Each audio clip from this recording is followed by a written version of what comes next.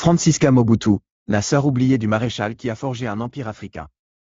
Derrière le léopard de Gbadolite, derrière les toques en peau de bête et la canne sculptée du « guide éclairé », se tenait une ombre protectrice, une figure de stabilité dans un océan de démesure.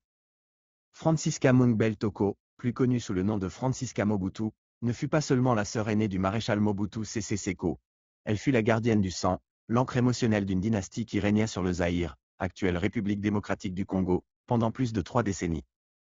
Alors que l'histoire retient souvent les excès du dictateur ou l'influence mystique de ses épouses jumelles, le rôle de Francisca révèle une facette plus intime et fondamentale du pouvoir mobutiste. La solidarité clanique Ngbandi comme rempart contre le monde extérieur. Les racines de la résilience, de Kawele à Lisala. L'épopée de Francisca commence dans la poussière et l'humidité des forêts de l'Équateur, au cœur des années 1920. Elle naît dans un contexte de rupture. Sa mère, Marie-Madeleine Yemo, est une figure tragique et forte, chassée de son village de Kawele à la suite d'un scandale familial. Francisca est le premier fruit de cette errance, née d'une union avant que sa mère ne rencontre Alderic Gebmani à Lisala. Dans cette fratrie recomposée de 7 enfants, Francisca occupe une place unique. Unique fille biologique au milieu d'une lignée de garçons, dont le futur Joseph Désiré Mobutu, né en 1930, elle devient très tôt la « petite mère ». Lorsque la mort fauche prématurément les figures parentales, c'est elle qui ramasse les morceaux. Elle n'est pas seulement une sœur, elle est le pilier qui empêche la dispersion des frères Zemanga, Movoto, Kwadeba, Sébastien Dongo et Gebmani. La gardienne du « grand frère ». Pendant la jeunesse tumultueuse de Joseph Désiré, Francisca est celle qui pardonne et qui protège. Elle voit son frère, orphelin de père à 8 ans, se faire renvoyer des écoles missionnaires pour son indiscipline. Elle est le témoin de ses premières ambitions et de ses premiers amours. C'est sous son regard bienveillant que le jeune journaliste et militaire gravit les échelons de la force publique.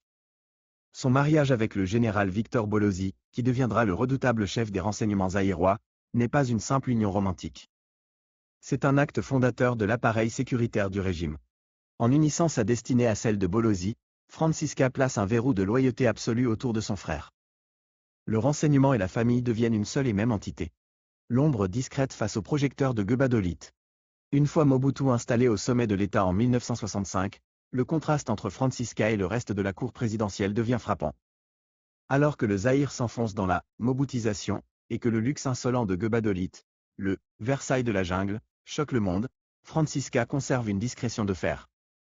Elle navigue dans les eaux troubles des intrigues de palais avec une habileté silencieuse. Elle voit défiler les épouses officielles, la respectée Mama Sese, puis le duo fascinant et redouté des jumelles, Bobby Ladawa et Kozia. Si ces dernières incarnent le pouvoir ostentatoire et parfois occulte, Francisca incarne la légitimité ancestrale. Elle est celle à qui le maréchal ne peut rien refuser, celle qui lui rappelle ses origines modestes de Lisala lorsqu'il se perd dans son propre culte de la personnalité. Elle était le dernier lien avec l'homme avant le maréchal, murmuraient les habitués du palais. Le clan face à la tempête. Dans les années 1990, alors que le régime vacille sous le poids de la maladie du maréchal et de la pression internationale, Francisca reste le ciment du clan. Elle gère les querelles entre neveux et nièces, apaise les tensions entre les différentes branches de la famille élargie, incluant les puissants cousins comme le général Nzimbi, et veille sur un Mobutu affaibli par le cancer. Lorsque l'Alliance des forces démocratiques pour la libération du Congo, AFDL, de Laurent Désiré Kabila marche sur Kinshasa en mai 1997, le monde de Francisca s'effondre. C'est le début d'un long calvaire, l'exil. L'exil est le crépuscule d'une ère.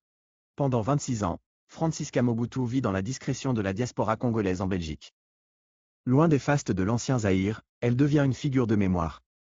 Elle survit à presque tous ses frères, devenant la dernière dépositaire des secrets de la famille Mungbel.